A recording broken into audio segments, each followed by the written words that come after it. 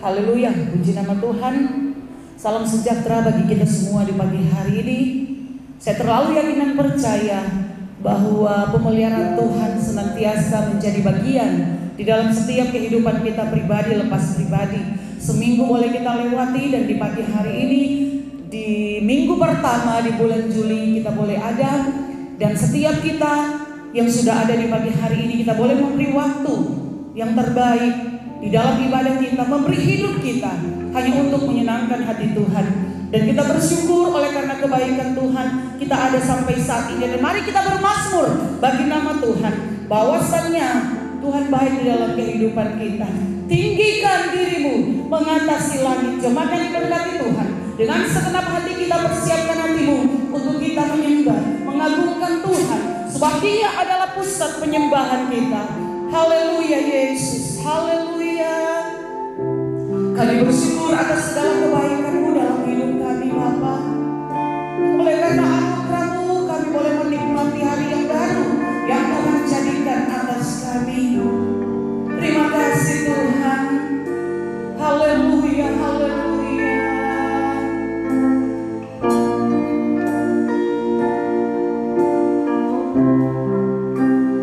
Tinggikan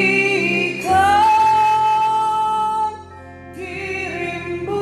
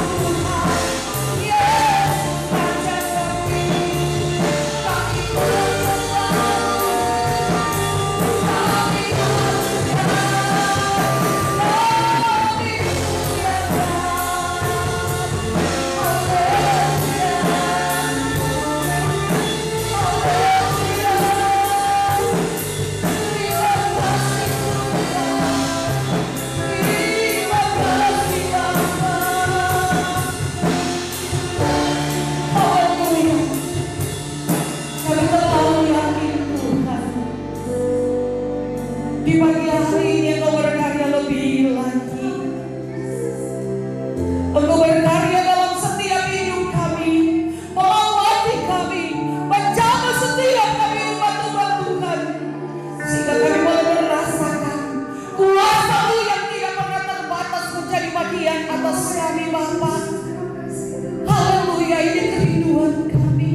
Kami selalu rindu bermasmur bagi nama-Mu. Kami selalu rindu untuk menyenangkan Tuhan. Kami mau bersorak bernyanyi oleh karena kebaikan Tuhan nyata bagi kami Tuhan. Terima kasih Yesus. Terima kasih Tuhan. Ini hidup kami. Kami bersuka oleh karena perbuatan Tuhan yang ajaib bagi kami. Haleluya Yesus. Haleluya. Terima kasih Bapa. Dengan iman coba Tuhan nyanyikan pujian ini dengan sepenuh hatimu. Hanya Dia yang layak terima segala puji, hormat dan kemuliaan. Gunung tunduk di hadapan Tuhan. Langit dan bumi ada di dalam kuasa-Nya. Semua ada di dalam otoritas Tuhan. Terus sebabnya kita bersuka oleh karena kekuatan Tuhan. Haleluya. Haleluya. Haleluya Yesus. Kami mau belajar. Kami selalu mau mengasihi Engkau Tuhan kami. Karena janji-Mu indah bagi kami. Haleluya. Katakan nyanyikan bersorak.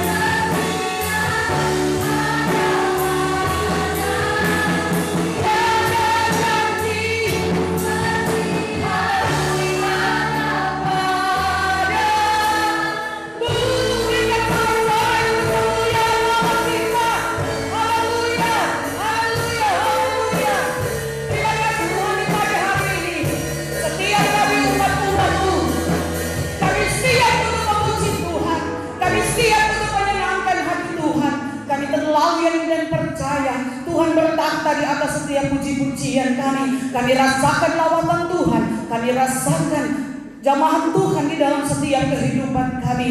Di dalam nama Yesus kami memulai ibadah kami di pagi hari ini. Yang percaya diberkati Tuhan sama-sama katakan amin. Puji nama Tuhan. Dipersilakan duduk kembali. Haleluya. Luar biasa, saya terlalu yakin dan percaya setiap kita ada dalam perlindungan Tuhan. Di awal minggu, di bulan Juli, tidak terasa kita sudah ada di pertengahan tahun 2023. Mari kita memberi yang terbaik untuk Tuhan, amin. Kita tetap serukan satu nama yang dahsyat dan luar biasa, nama yang memberikan kemenangan dalam setiap hidup kita, nama yang membebaskan setiap kita, nama yang memberikan kesembuhan, nama yang memberikan kebebasan.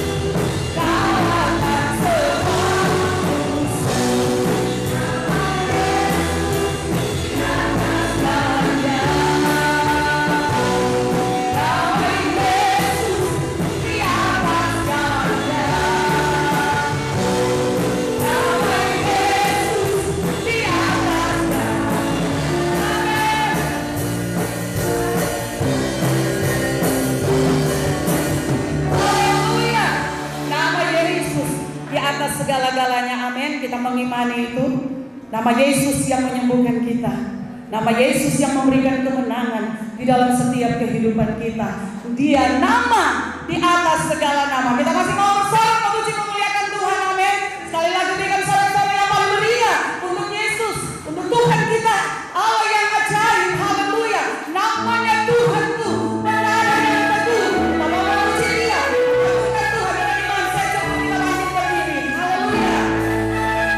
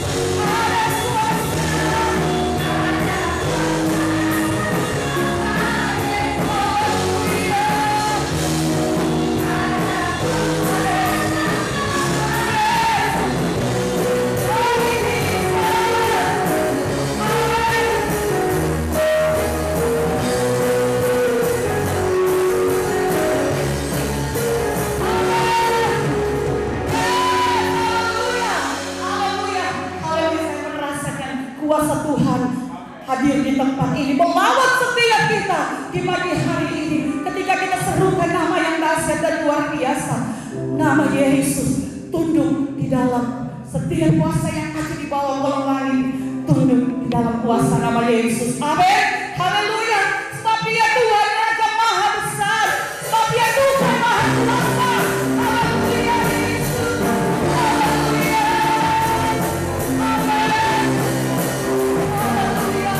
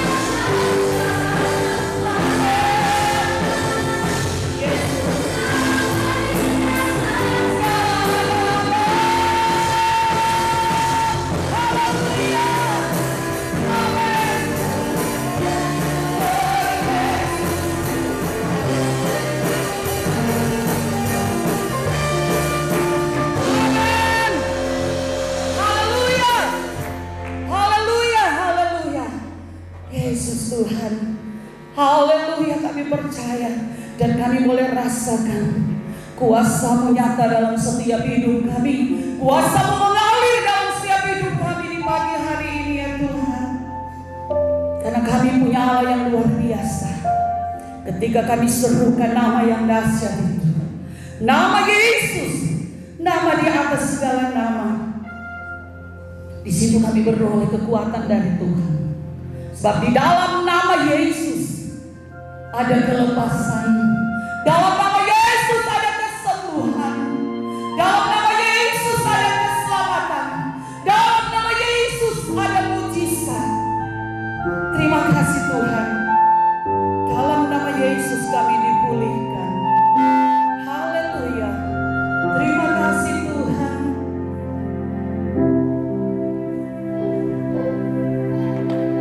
Dalam nama ada kesembuhan. Dalam nama Yesus ada keselamatan. Yang buta melihat, yang lumpuh berjalan.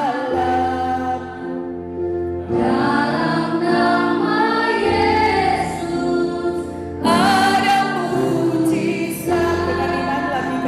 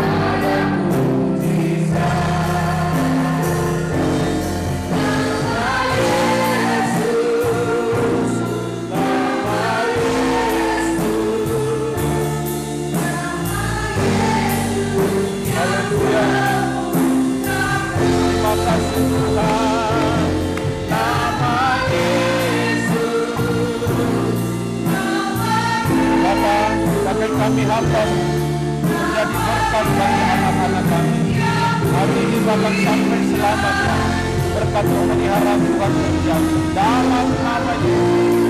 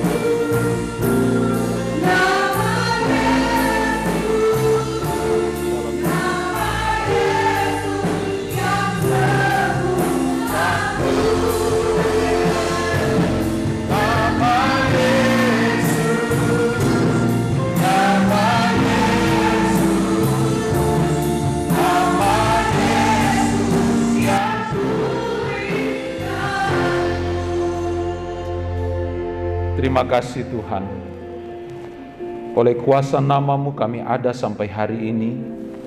Kami nikmati anugerah-Mu, kebaikan-Mu, kuasa pemeliharaan-Mu, penyertaan-Mu yang sempurna. Sungguh kami terpelihara di dalam kasih-Mu. Oleh sebab itu Tuhan, segenap hidup kami serahkan dalam tangan Tuhan. Dan mari hari ini Bapa, melalui Roh Kudus-Mu, di dalam firman-Mu, lengkapi hidup kami, sukacita yang kami alami, kami rasakan hari ini. Lengkapi kami dengan firman-Mu Tuhan, karena kami butuh firman-Mu, kami butuh kuasa-Mu. Karena kuasa dan firman-Mu lah kami mampu menghadapi segala tantangan yang ada atau yang sedang terjadi di sekitar hidup kami. Terima kasih Tuhan, berkati dan pakai kami hamba-Mu menjadi berkat bagi setiap jemaat Tuhan yang hadir di tengah-tengah ibadah saat ini.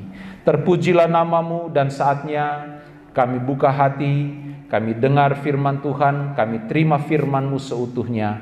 Dalam nama Yesus kami berdoa. Haleluya. Amin. Puji Tuhan. Selamat pagi. Selamat kita berjumpa lagi di tengah-tengah ibadah raya.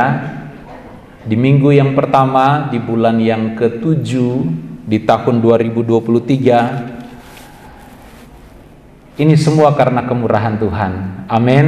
Semua karena kebaikan Tuhan. Semua karena penyertaan Tuhan yang sempurna yang kita alami, sehingga sepanjang bulan yang telah kita lewati, kita boleh melakukan banyak aktivitas, kita boleh bekerja, kita boleh melayani, dan Tuhan sudah tolong kita. Tuhan sudah berkati apa yang kita kerjakan. Kita sudah menerima, merasakan, menikmati segala yang baik, bahkan saya boleh katakan yang terbaik yang Tuhan sudah berikan dalam kehidupan kita. Amin. Dan Bapak Ibu, sebelum kita melangkah jauh di sepanjang bulan yang baru ini, mari kita mau mengawali bulan ini dalam persekutuan yang indah bersama dengan Tuhan. Di dalam ibadah raya pagi hari ini, bahkan di hadapan saudara ada tubuh dan darah Kristus. Sebentar kita akan masuk dalam sakramen perjamuan kudus.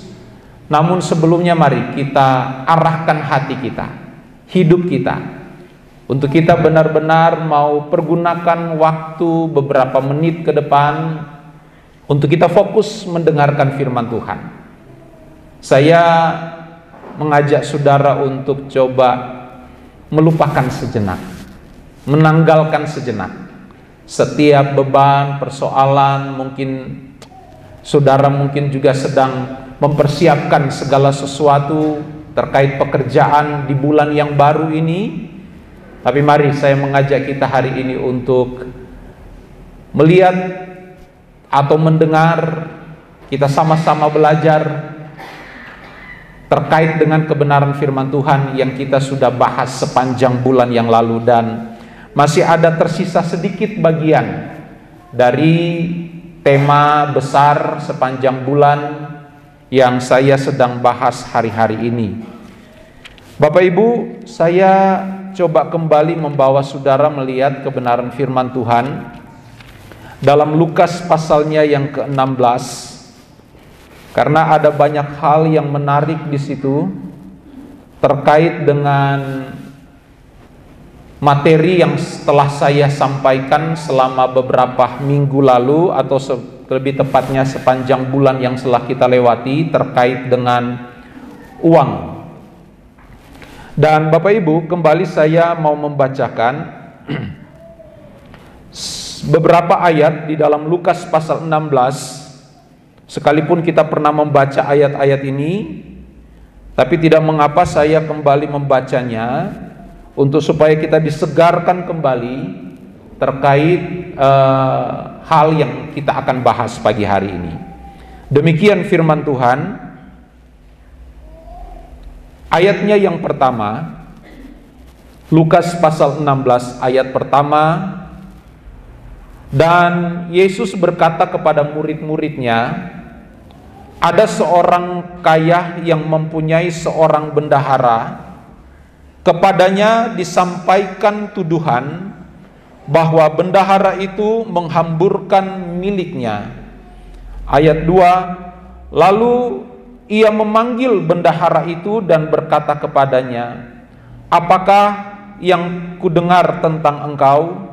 Berilah pertanggungan jawab atas urusanmu, sebab engkau tidak boleh lagi bekerja sebagai bendahara. Saya lompat ayatnya yang ke-9.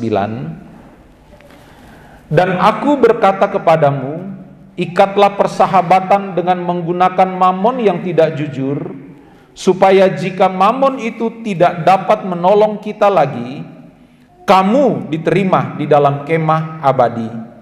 Barang siapa setia dalam perkara-perkara kecil, ia setia juga dalam perkara-perkara besar.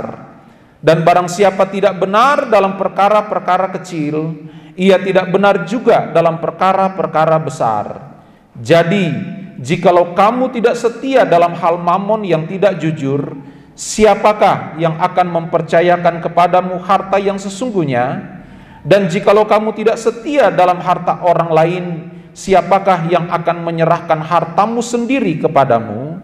Seorang hamba tidak dapat mengabdi kepada dua tuan, karena jika demikian ia akan membenci yang seorang dan mengasihi yang lain, atau ia akan setia kepada yang lain, kepada seorang dan tidak mengindahkan yang lain.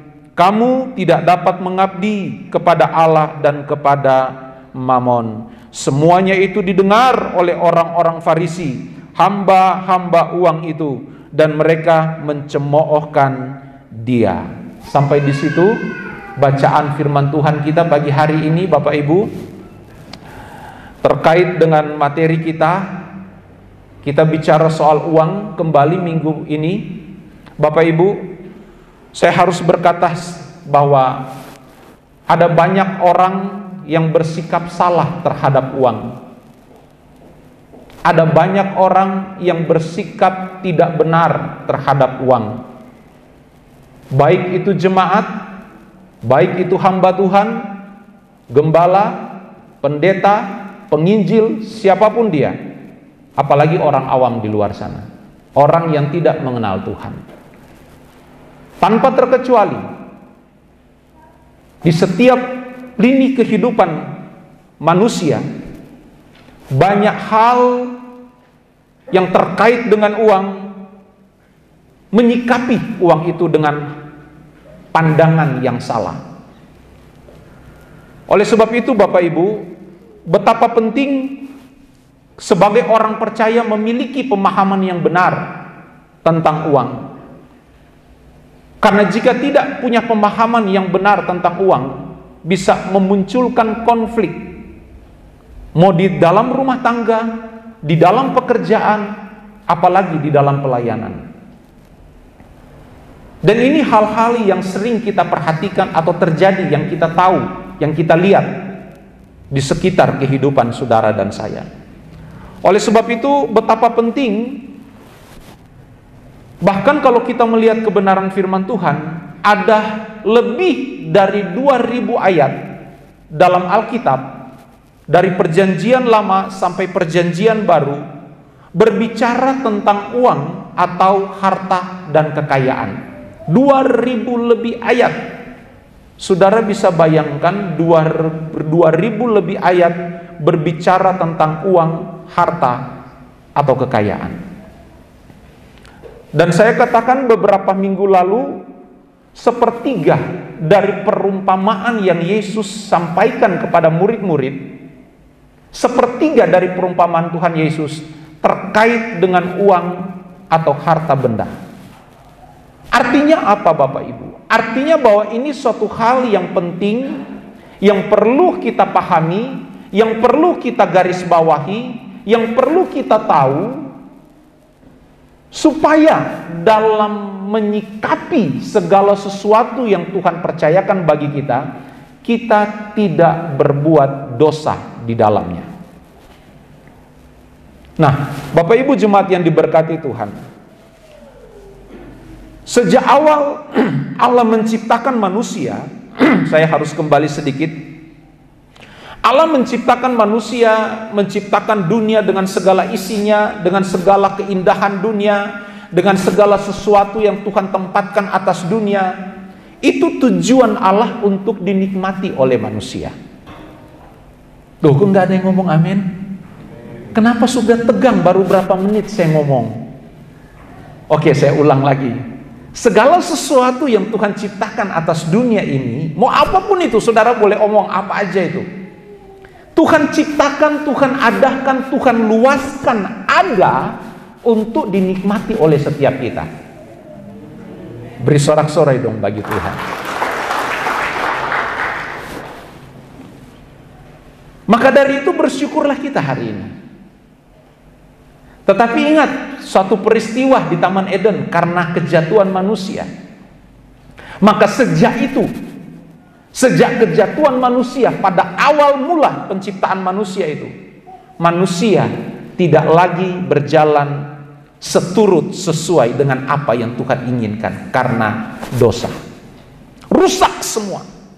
Termasuk manusia mulai menyelewengkan banyak hal yang Tuhan ciptakan atas dunia ini, termasuk kehendak bebas yang ada dalam diri manusia. Manusia lebih condong membawa kehendak bebasnya untuk melakukan hal yang di luar kehendak Tuhan ketimbang apa yang diinginkan oleh Tuhan.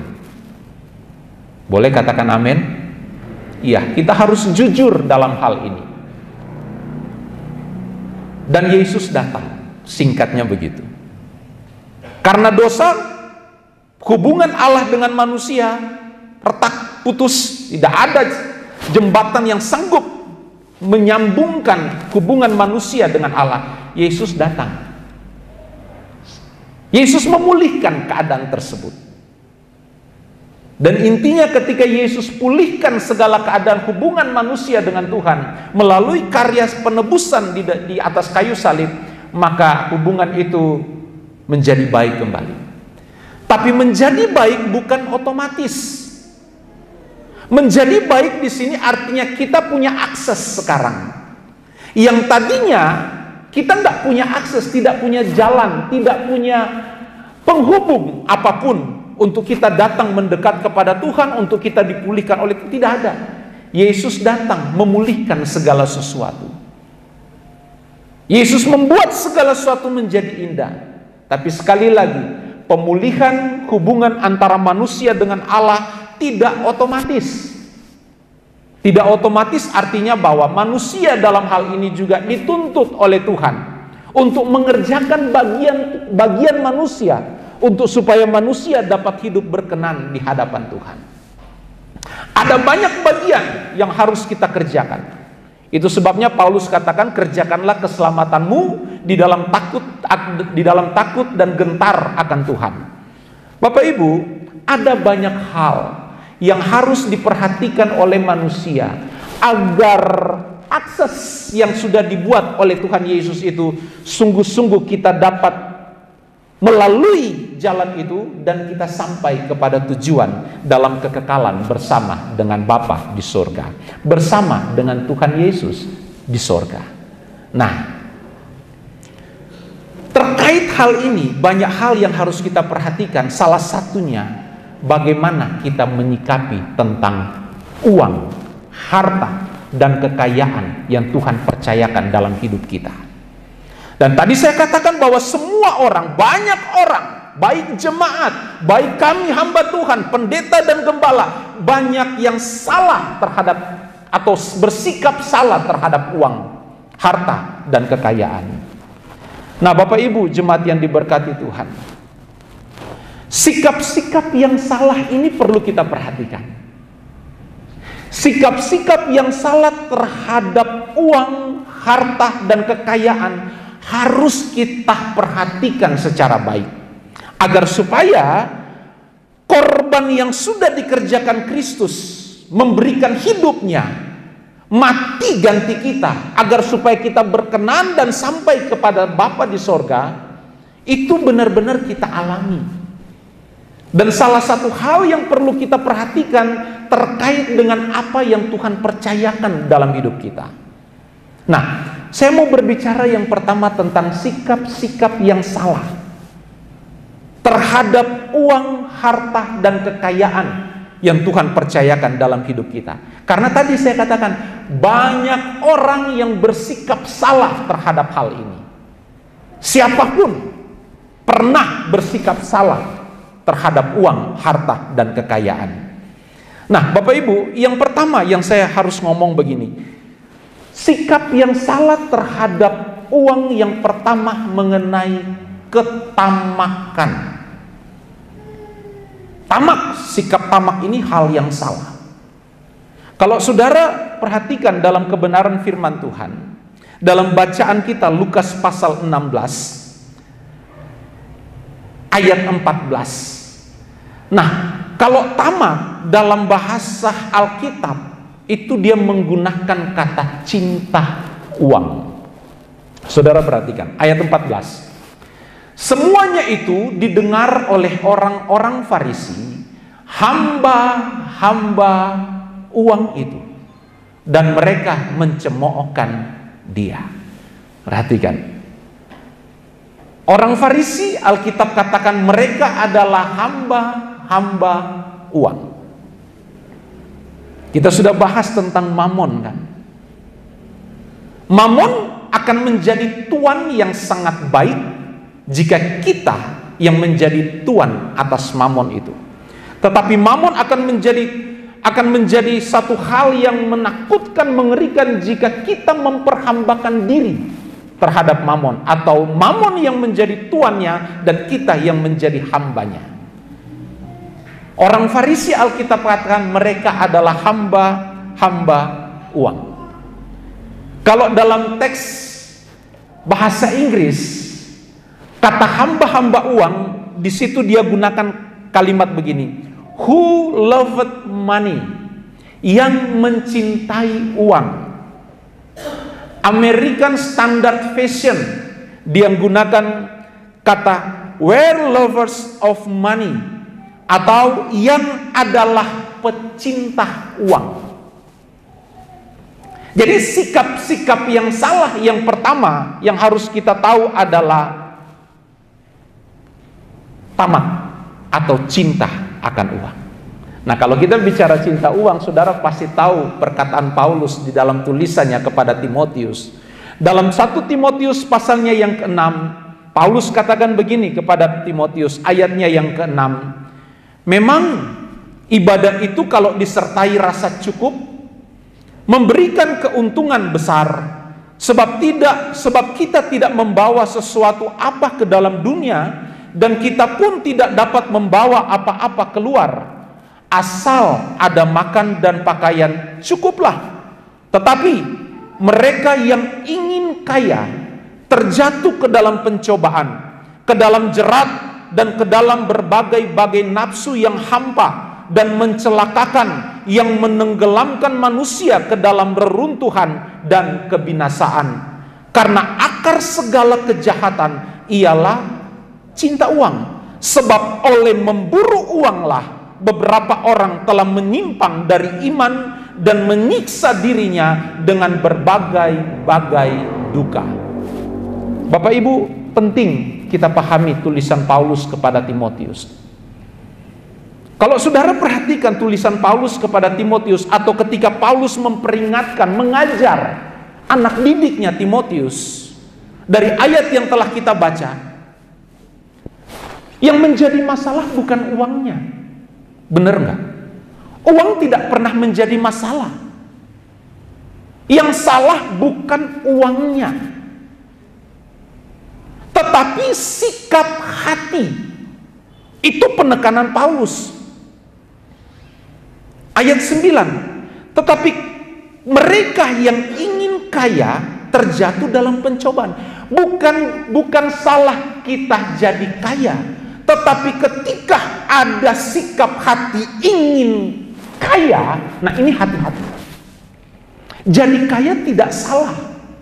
Anak Tuhan harus nikmati berkat Tuhan. Anak Tuhan harus bisa memperoleh berkat Tuhan.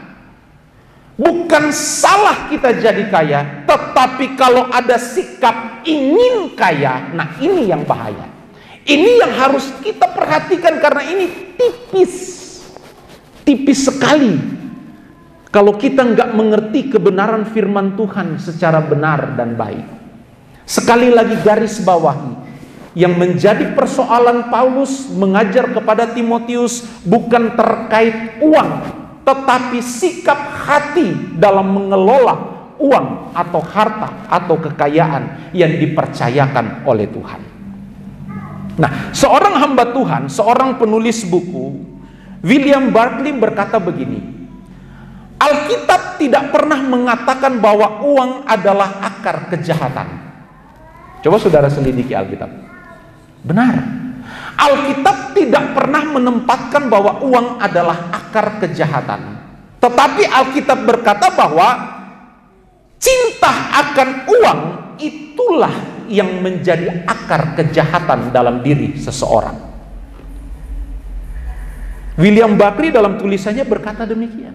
Alkitab tidak pernah menempatkan uang sebagai akar kejahatan. Tetapi orang yang cinta akan uang itulah yang menjadi akar kejahatan, bisa menimbulkan kejahatan dalam diri pribadi seseorang. Jadi sekali lagi bahwa uang bukanlah akar masalah, tetapi sikap hati yang salah terhadap uang itulah yang harus kita perhatikan dengan baik, yang harus kita garis bawahi dengan baik. Kenapa? Karena ada banyak kejahatan yang terjadi karena uang. Banyak rumah tangga yang hancur karena uang. Banyak perusahaan yang hancur, yang rusak, yang ambruk karena uang. Banyak pelayanan yang juga hancur, rusak karena gembalanya tidak mampu mengelola keuangan dengan baik. Banyak, ini kita nggak bisa pungkiri, ini terjadi di segala tempat. Jadi ini menjadi warning, perhatian kita bersama. Sikap hati kita terhadap harta benda uang itu seperti apa? Sekali lagi, saudara miliki banyak uang tidaklah salah. Saudara miliki banyak harta benda, saudara tidak salah. Tetapi bagaimana kita menyikapi segala sesuatu, seperti yang Tuhan inginkan atau seperti yang kita inginkan. Nah, Bapak Ibu, saya mau persoalkan masalah ini seperti ini. Saya membangun suatu persoalan dengan materi pagi hari ini. Bagaimana kita mengenali ciri-ciri seseorang yang cinta uang? Iya kan?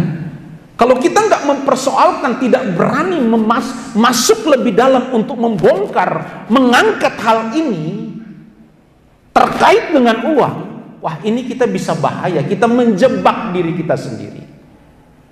Jadi bagaimana kita mengenali diri kita bahwa kita ini pencinta uang, seperti orang Farisi, hamba-hamba uang? Bagaimana kita mendeteksi diri kita? Bagaimana kita menilai orang lain?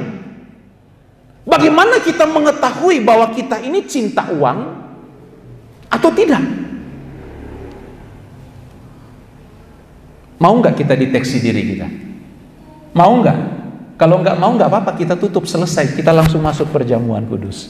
Kita deteksi ya, termasuk saya lagi deteksi diri saya sendiri. Apakah saya termasuk seperti orang-orang Farisi ini, hamba uang atau tidak? Karena ya saya harus jujur dengan diri saya, Bapak Ibu. Saya harus berani, istilahnya harus berani deteksi. Harus berani bongkar hati saya sendiri. Jangan sampai saya terjebak. Bukankah harus begitu? Harus. Agar supaya apapun yang Tuhan percayakan dalam diri saya tidak didapati Tuhan bersalah ketika saya ada di kekekalan, di depan takhta penghakiman yang kudus, Tuhan sebagai hakimnya. Saya mau ketika saya mengakhiri hidup, saya di hadapan Tuhan diadili, saya siap mempertanggungjawabkan. Nah, kapan saya bisa mulai mendeteksi kalau tidak dari hari ini? Makanya saya mulai mendeteksi diri saya. Jangan-jangan saya seperti orang Farisi lagi, hamba uang. Nah, ini bahaya Bapak Ibu.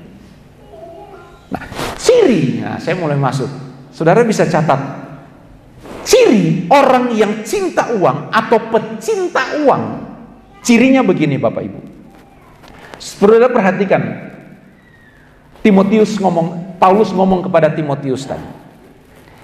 Memang ibadah itu kalau disertai rasa cukup memberi keuntungan. Sebab kita tidak membawa sesuatu apapun ke dunia ini, dan kita pun tidak membawa apa-apa ketika kita keluar atau kita mati. Asal ada makan dan pakaian, cukuplah. Ayat 10, karena akar segala kejahatan ialah cinta uang. Ciri yang pertama, orang yang cinta uang. Ciri pertama adalah orang itu tidak pernah merasa cukup dengan apa yang ada dalam diri.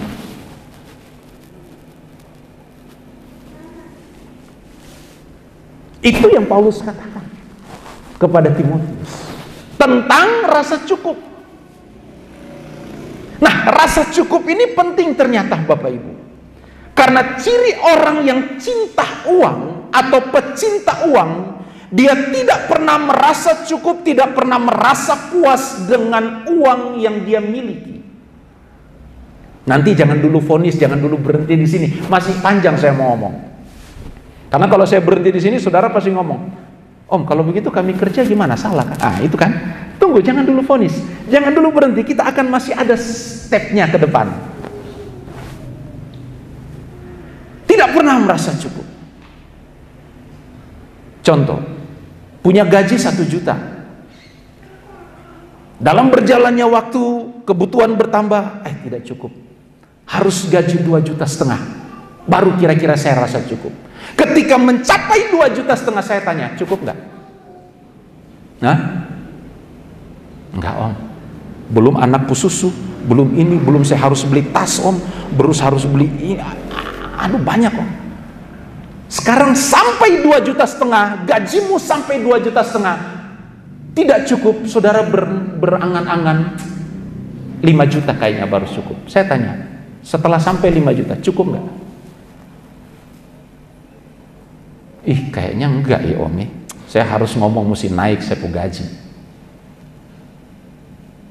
Ketika 5 juta tidak tercapai, saudara berdua 10 juta kayaknya mungkin cukup Om. 10 juta cukup nggak? Kalau tidak ada rasa cukup, nah ini bahaya. Maka dari itu prinsip rasa cukup ini perlu kita bangun dalam diri kita. Artinya mengucap syukur dalam segala perkara, apapun yang Tuhan berikan, apapun yang Tuhan percayakan, jika itu Tuhan percayakan dalam hidup kita, kita terima dengan ucapan syukur. Karena yang membebani hidup manusia adalah manusia itu sendiri, dengan tidak punya kemampuan menjaga hatinya untuk memenuhi segala kebutuhannya. Sudah punya motor Vivo, pinginnya trail, karena lihat tetangga punya motor trail. Saudara, kalau punya sikap hidup begini, tidak akan pernah cukup kita. Sampai kembali William Barclay berkata begini, jika ada 2 orang yang punya sikap tidak pernah rasa puas di dunia ini, maka sekalipun dunia ini mereka miliki, tidak akan pernah rasa puas. Tidak akan pernah rasa puas. Jadi Bapak Ibu, kita deteksi sama-sama hari ini. Sikap yang salah terhadap uang adalah ketamakan, cinta akan uang. Ingat, uang tidak pernah salah. Harta kekayaan tidak pernah salah. Saudara dapatkan itu, puji Tuhan. Saudara miliki itu, puji Tuhan. Tuhan percayakan itu, mengucap syukurlah dan nikmati. Tetapi garis bawahi, jangan sampai ada sikap tidak pernah rasa cukup. Kalau sikap ini menguasai hidup kita, maka saya mau katakan, engkau dan saya akan terjebak dalam sikap yang salah, yaitu cinta uang atau tamak. Ada pepatah Cina kuno ngomong begini, orang yang memiliki keinginan akan uang atau cinta uang, dia bagaikan minum air laut. Saudara yang tinggal di pantai pasti tahu kalau pernah rasa minum air laut. Bukan hanya asin, pasti ya asin, air laut ya asin.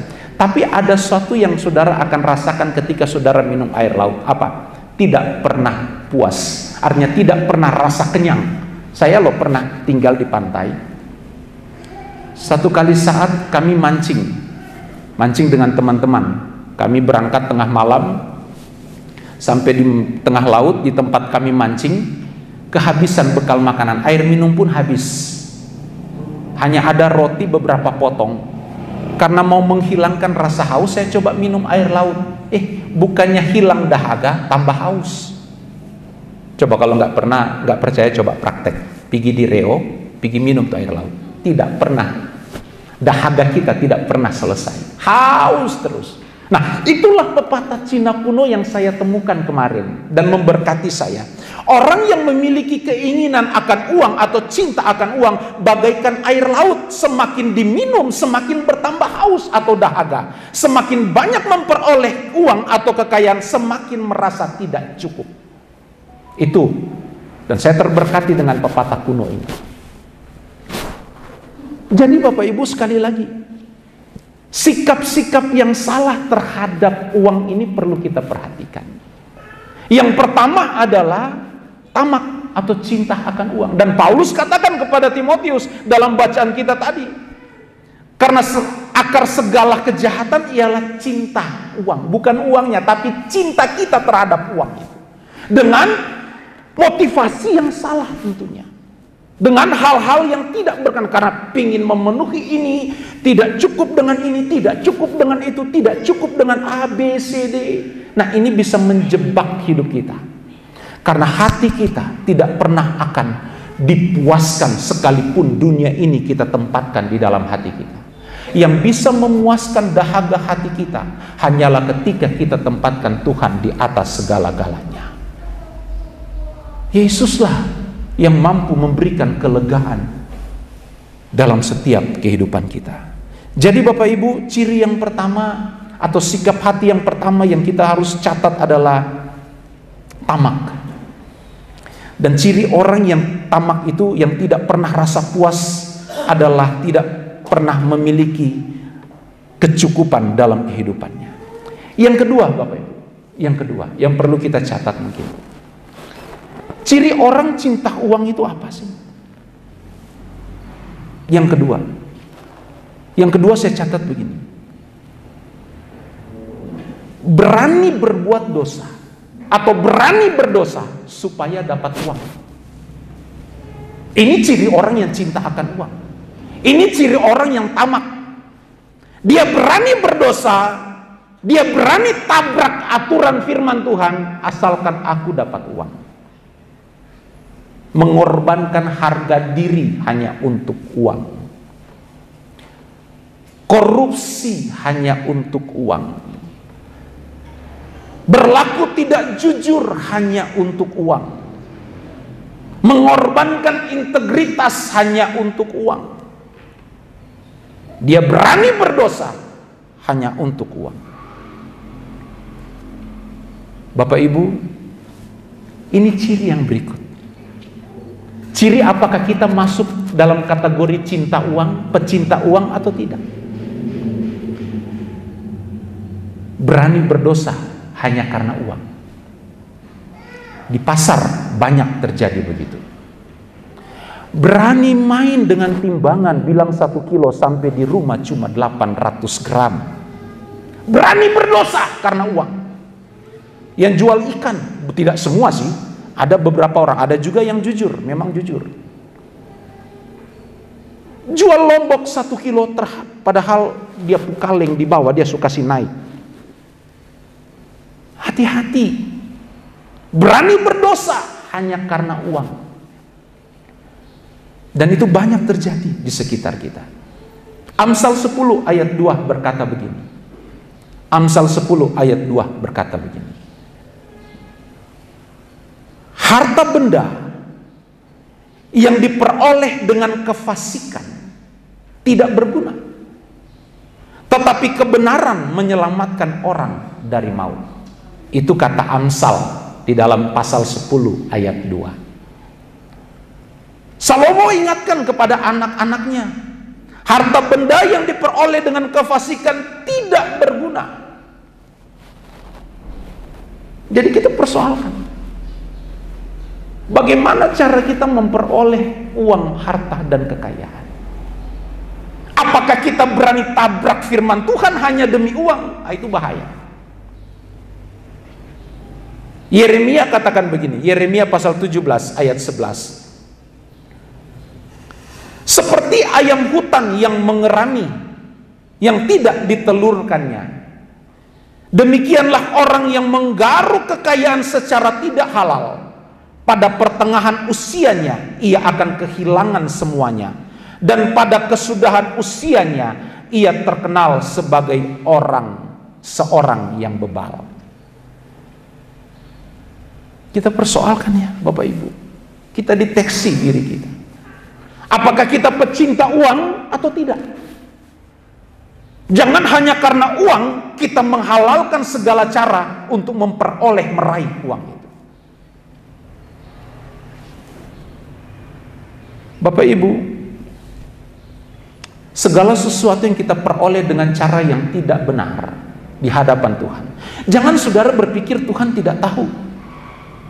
Jangan saudara berpikir Tuhan akan abaikan itu dan melupakan itu. Itu fatal akibatnya. Akan berpengaruh terhadap kehidupan pribadi, kehidupan rumah tangga, bahkan kehidupan aktivitas pekerjaan kita.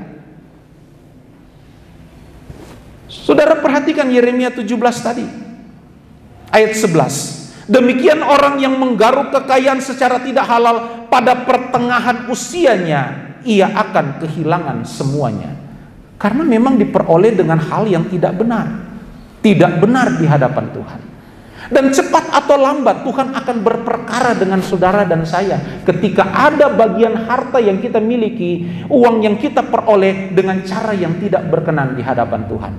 Saudara mau dengar ayatnya? Saudara buka, mari kita lihat kebenaran firman Tuhan. Mikah pasal 6.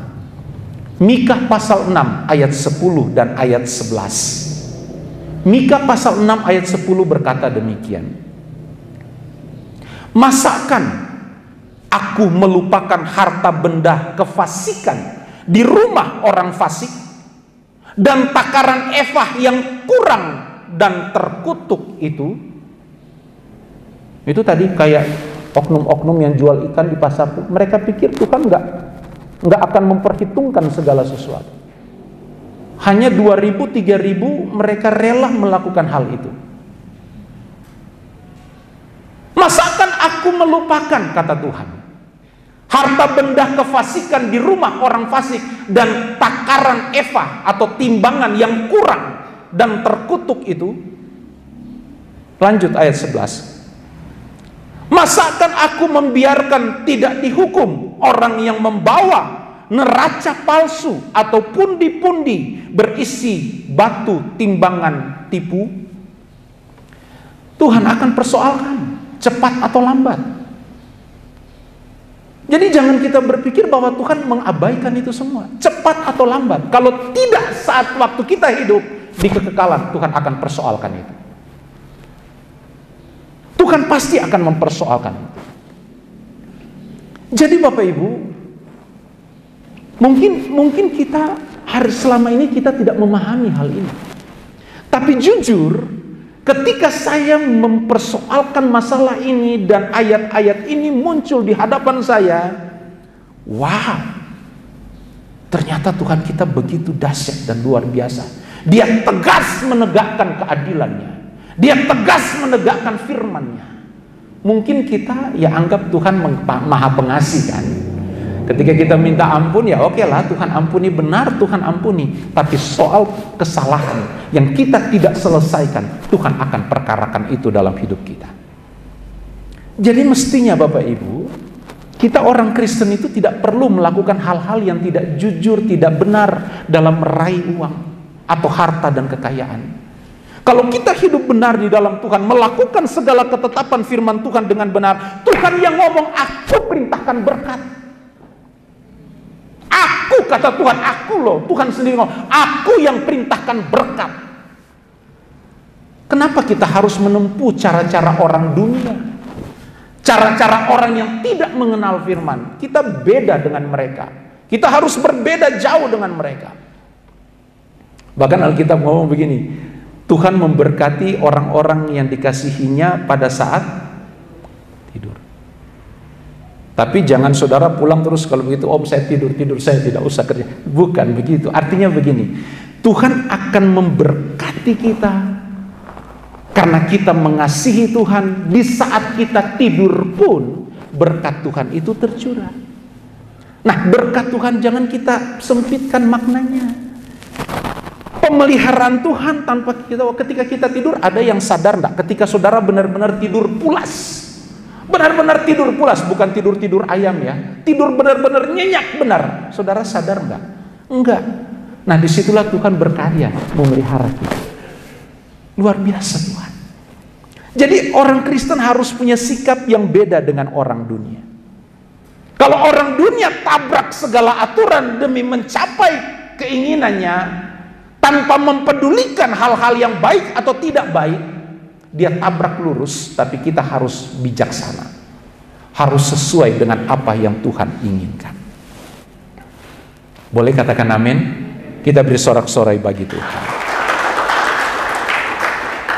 Bapak Ibu, hal yang berikut, kalau tadi hal-hal yang salah dalam kita meraih uang, kita sedang mendeteksi apakah kita ini pecinta uang atau enggak. Pecinta uang tandanya, cirinya adalah diri orang itu tidak pernah merasa puas. Yang kedua, dia menghalalkan segala cara, termasuk berani berdosa demi uang. Dia bekerja dengan hal-hal yang tidak wajar demi uang.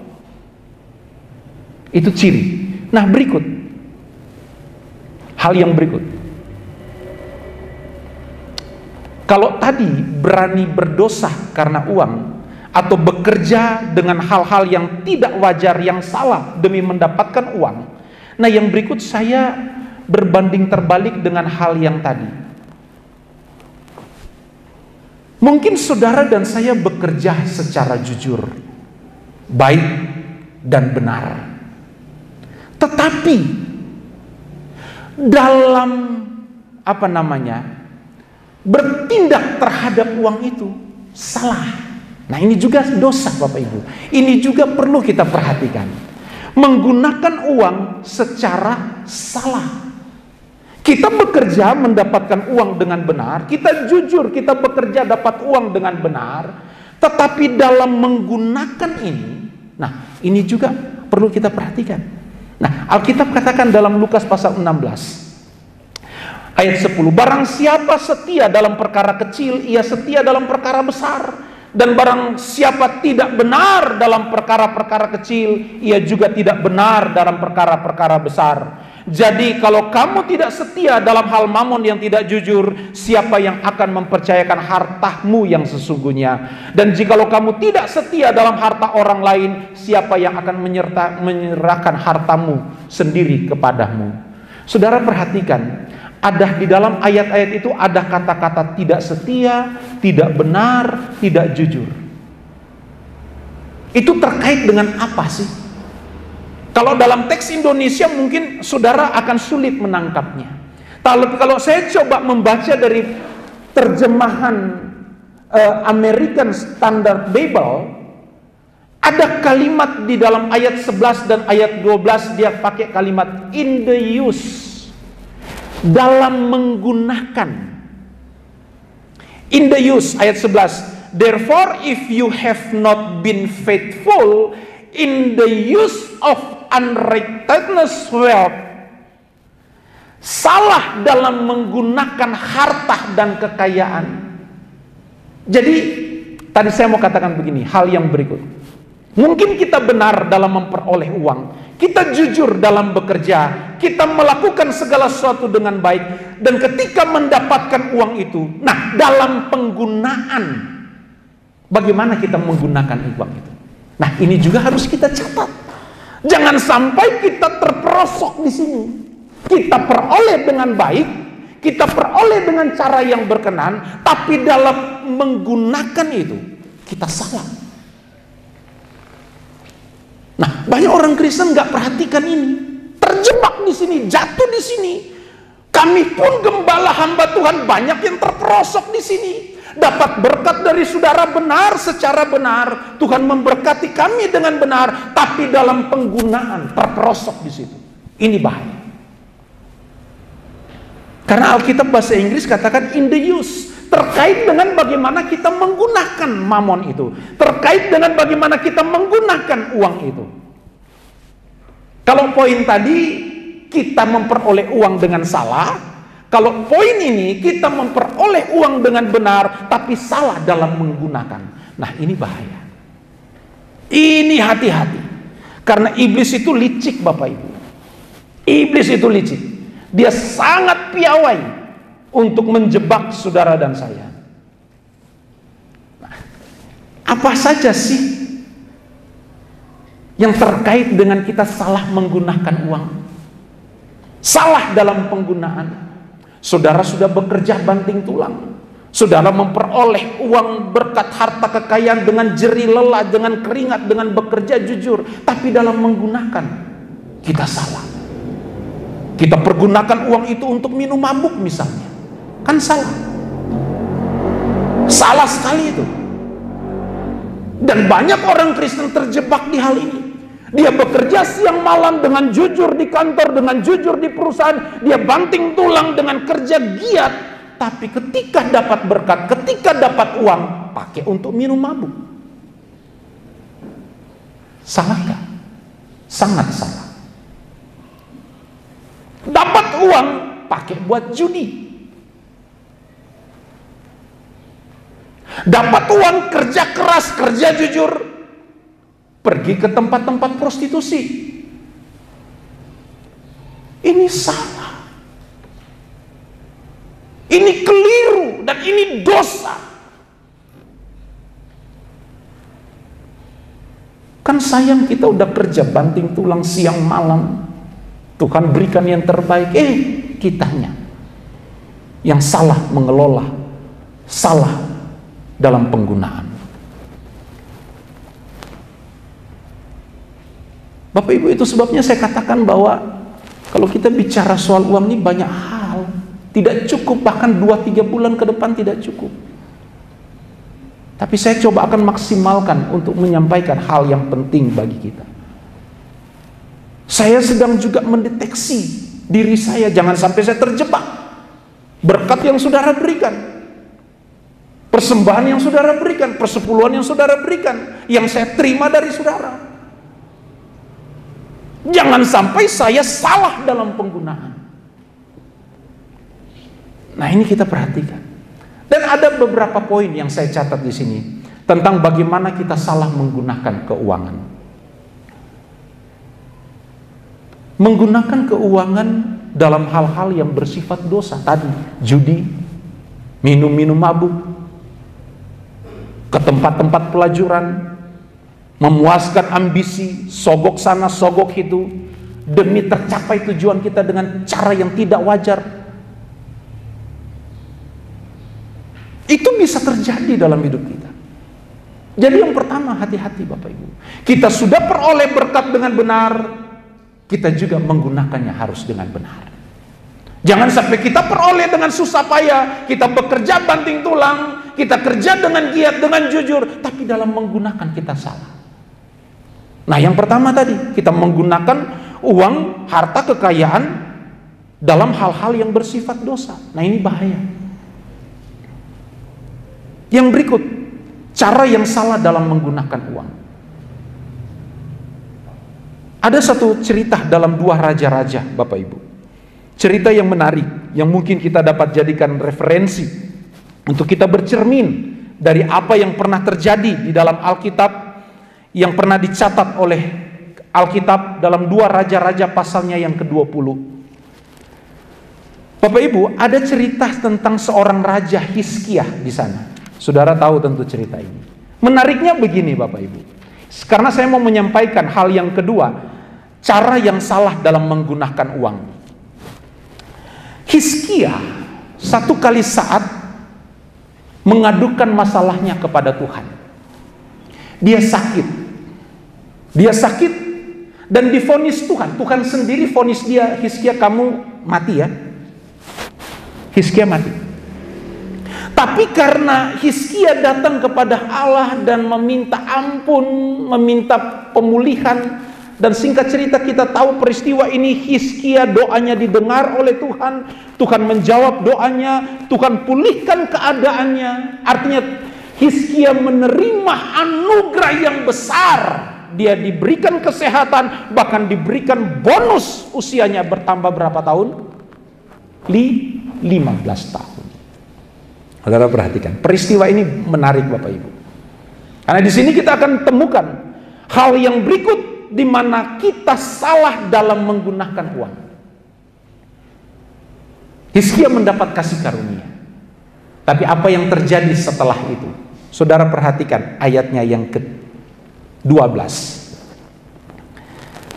Hizkia melakukan hal demikian. 2 Raja-Raja pasal 20 ayat 12. Pada waktu itu Merodak Baladan bin Baladan Raja Babel menyuruh orang membawa surat dan pemberian kepada Hizkia. Hizkia dapat berkat dari Raja Babel. Sebab telah didengarnya bahwa Hizkia sakit tadinya. Artinya tadinya Raja Babel mendengar Hizkia sakit, dan setelah kabar berikutnya Hizkia sembuh karena mujizat. Karena Raja Babel mungkin mau mengucap syukur karena Hizkia adalah temannya. Dia memberikan berkat kepada Hizkia sebagai syukur karena Tuhan sudah tolong Hizkia, dan Raja Babel ini bertemu dengan Hizkia. Ayat 13. Perhatikan. Hizkia bersukacita atas kedatangan mereka. Lalu diperlihatkannya lah kepada mereka segenap gedung harta bendahnya, emas dan perak, rempah-rempah dan minyak yang berharga, gedung persenjataannya dan segala yang terdapat dalam perbendaharaannya. Tidak ada barang yang tidak diperlihatkan Hizkia kepada mereka di istananya dan di seluruh daerah kekuasaannya. Semua dipertontonkan Hizkia kepada Raja Babel. Raja Babel diajak keliling untuk melihat kemegahan, kekayaan, harta yang dimiliki oleh Hizkia. Ayat 14. Kemudian datanglah Nabi Yesaya. Hamba Tuhan datang. Yesaya datang kepada Hizkia. Kemudian datanglah Nabi Yesaya kepada Raja Hizkia dan bertanya kepadanya, apakah yang telah dikatakan orang-orang ini? Dan dari manakah mereka datang? Jawab Hizkia, mereka datang dari negeri yang jauh, dari Babel. Lalu tanyanya lagi. Yesaya bertanya yang kedua kali kepada Hizkia, apakah yang telah dilihat mereka di istanamu? Jawab Hizkia, semua yang ada di istanaku telah mereka lihat. Tidak ada barang yang tidak kuperlihatkan kepada mereka di perbendaharaanku. Perhatikan kata Nabi Yesaya. Lalu Yesaya berkata kepada Hizkia, dengarkanlah firman Tuhan. Sesungguhnya suatu masa akan datang bahwa segala yang ada dalam istanamu dan yang disimpan oleh nenek moyangmu sampai hari ini akan diangkut ke Babel. Tidak ada barang yang akan ditinggalkan. Demikianlah firman Tuhan. Dan dari keturunanmu orang yang kau peroleh akan diambil orang untuk menjadi sida-sida di istana Raja Babel. Apa yang saya mau ngomong?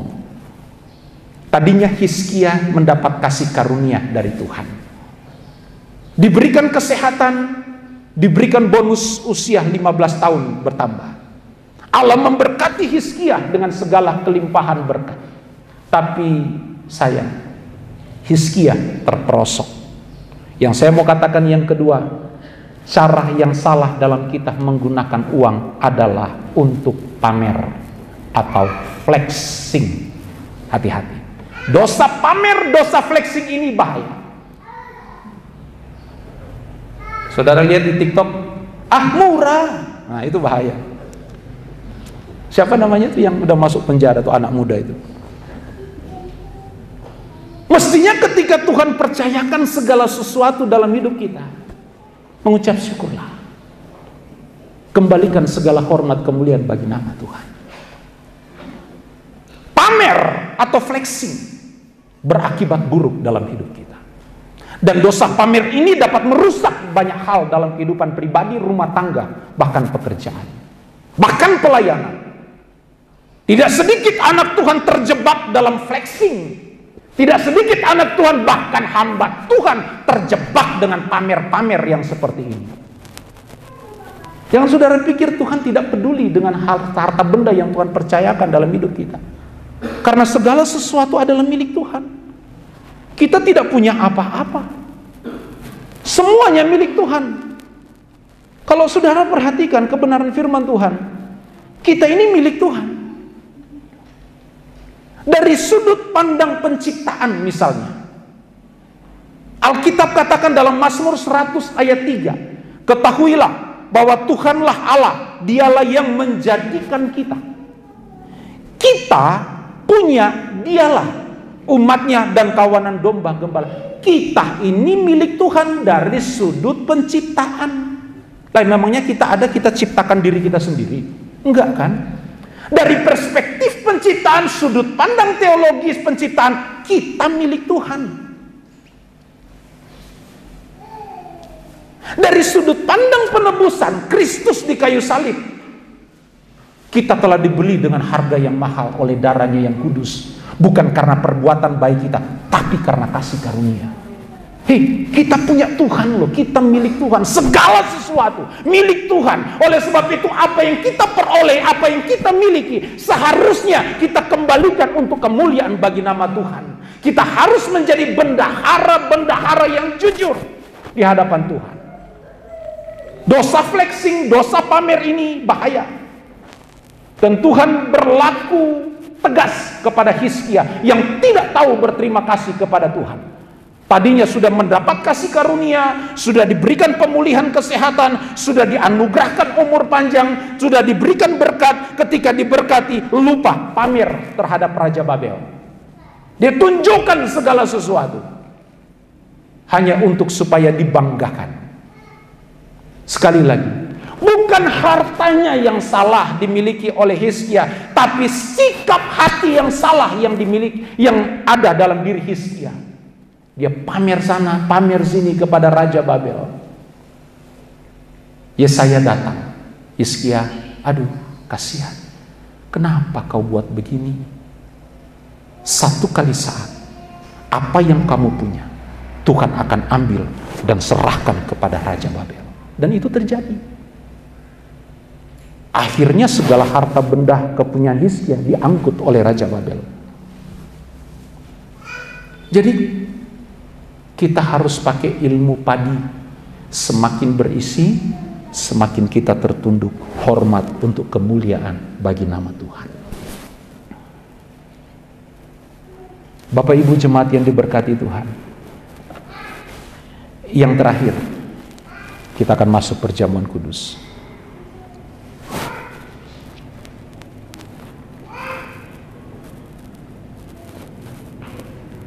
Poin yang terakhir, saya cepat ya.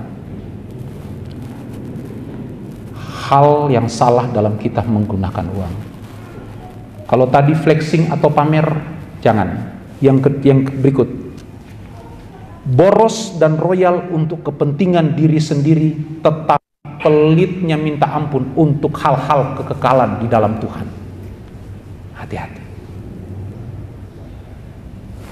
William Barclay kembali berkata begini, manusia biasanya tidak segan-segan mengeluarkan uang untuk melaksanakan keinginan kehendak hatinya sendiri, betapapun nilai dan harganya. Tetapi untuk Tuhan, dia melihat sedemikian rupa, menghitung sedemikian rupa, apakah ada untung atau ruginya ketika memberi untuk kekekalan. Bahaya. Kalau soal yang lain, oke. Pesta pora, mau kemana aja, untuk hura-hura, untuk kepuasan hawa nafsu, tidak hitung-hitungan. Tapi kalau soal persembahan untuk Tuhan, persembahan untuk pelayanan, mikir 1000 kali. Saya mau katakan, saya berbicara dari sini untuk membawa kita mengerti kebenaran firman Tuhan. Ada yang ngomong, Om, kenapa kantong kolektor tidak dijalankan? Saya katakan, pertama, kita kembali kepada prinsip firman Tuhan. Yang kedua, saya mau membawa kita belajar untuk memberikan dari hati, bukan karena ditagih. Kita memberikan dari hati. Kita memberikan dari kerelaan kita. Karena menurut saya tidak tahu hamba Tuhan yang lain.